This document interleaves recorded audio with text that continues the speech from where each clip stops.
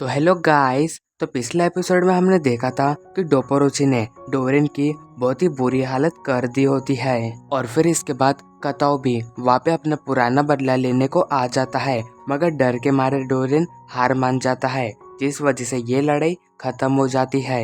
तो अब इसके बाद डोरेन को हॉस्पिटल में एडमिट कर दिया जाता है, मगर डोरेन वहाँ से भाग जाता है। जिसके बाद हम डोपोरोची को देखते हैं जो अपने घर अपने वाइफ से मिलने को आया होता है, मगर तभी उसे घर की हालत देख के पता चलता है कि उसकी वाइफ वहाँ पे नहीं है। पर तभी वहाँ पे डोरेन आता है जो उसके मुंह के ऊपर अपना हाथ मार के बहुत ही बड़ा ब्लास्ट करता है, जिससे कि डोपोरोची का चेहरा पूरा ही जल जाता है। तो अब इसके बाद सीन शिफ्ट होता है और हम बाकी और कोज़ोई को देखते हैं, जहाँ पे कोज़ोई बाकी से कहती है मैं चाहती हूँ कि हम दोनों हमेशा ही साथ रहे, जो सुन के बाकी बहुत ही हैरान हो जाता है। फिर तभी वो दोनों एक दूसरे को कुछ कहने जाते हैं, पर एक साथ बोलने की वजह से वो दोनों ही रुक जाते हैं। तो ये देख के कोज़ोई कहती है तुम पहले बोलो, जिस पे बाकी कहता है मैं चाहता हूँ कि तुम आज रात मेरे प्लेस पे चलो, बट बाकी ये कह नहीं पाता। फिर तभी वो कहता है बहुत रात हो गई है, तुम्हें अभी घर जाना चाहिए।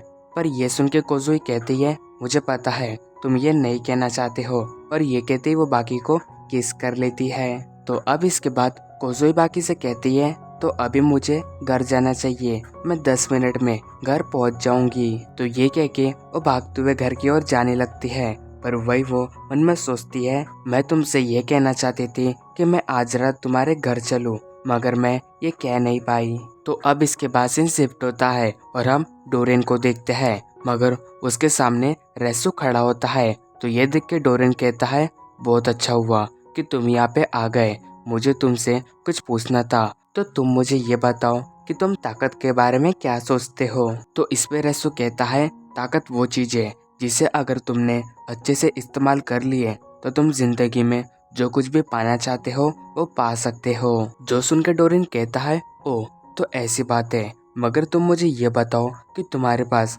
ताकत तो बहुत है, लेकिन अभी तक तुम एक भी लड़ाई क्यों नहीं जीते। और ये कह के डोरेन बहुत ही जोर जोरों से हंसने लगता है, क्योंकि आज तक कोई भी मुझे हरा नहीं पाया है। तो तुम मुझे ये बताओ रेसु, क्या तुम मुझे हरा सकते हो। और वही फिर वो कहता है हम दोनों में एक बात बहुत ही सेम है, तुम लड़ाई जीतना चाहते हो मगर तुम जीत नहीं सकते, और मैं लड़ाई हारना चाहता हूँ मगर मैं कभी हार नहीं सकता। वही ये सुन के रेसु कहता है लगता है कि तुम्हारा यही सपना है कि तुम हारना चाहते हो, तो ठीक है आ जाओ, मैं तुम्हें हार का स्वाद चखाता हूँ। तो रेसु के ये कहते ही डोरेन अपना खून वाला कपड़ा रेसु के चेहरे पे फेंक देता है। फिर तभी वो रेसु के ऊपर अटैक कर देता है, लेकिन तभी हम देखते हैं कि रेसु का पंच उसके चेहरे की ओर बढ़ रहा होता है। और वही डोरेन फिर कहता है मुझे पता था कि रेसु कायो ही मुझे हरा सकता है, और आज मैं पहली बार हार का स्वाद चख रहा हूँ। फिर तभी रेसु का पंच डोरेन के चेहरे पे पड़ जाता है, जिससे कि डोरेन वहीं पे ही गिर जाता है। तो अब इसके बाद हम एक एम्बुलेंस को देखते हैं, जिसके आजू बाजू कई सारे पुलिस की गाड़ियां चल रही होती है। फिर वही उस एम्बुलेंस के अंदर हम डोरेन को देखते हैं, और इसी बीच एक पुलिस ऑफिसर कहता है ये वही क्रिमिनल है जो अमेरिका से भाग के जापान में आया है, ये सच में बहुत ही ज्यादा खतरनाक है। फिर वही वो रेसो से कहता है अगर ये क्रिमिनल फिर से जाग गया तो क्या आप इसे फिर से सुला दोगे।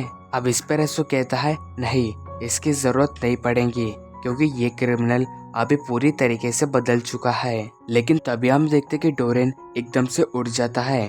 फिर वो खिड़की के पास बैठ के कहता है कैंडी कैंडी, और बाहर की ओर देखने लगता है। तो वही वो पुलिस ऑफिसर ये देख के कहते हैं ये टोक्यो टावर को कैंडी क्यों कह रहा है। तो अब वही रेसु बताता है डोरेन हमेशा से हर लड़ाई को जीतते हुए आ रहा है, लेकिन आज जो पहली बार हारा है, जिस वजह से उसका ईगो खत्म हो गया और उसका ब्रेन पूरी तरीके से डेड हो गया।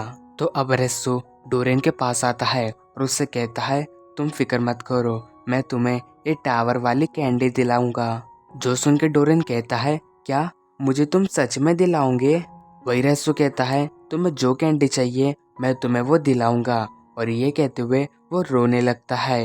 तो अब इसके बाद सीन शिफ्ट होता है और हम बाकी को देखते हैं, मगर तभी हम उसके पीछे और एक पर्सन को देखते हैं। अब वही दूसरी ओर कोजुई अपने घर पहुंच चुकी होती है, तो वही उसकी मदर उससे पूछती है, क्या तुमने खाना खाया? जिस पर कोजुई जवाब देती है, हाँ मैं खाना खा के आई हूँ। और ये कहते वो अपने रूम के अंदर चले जाती है। फिर इसके बाद कोजुई आईने के सामने खड़े होके कहती है, मुझे अभी तुम्हारी प्लेस पे होना चाहिए था, क्या मैं अभी तुम्हारी प्लेस पे आ सकती हूँ?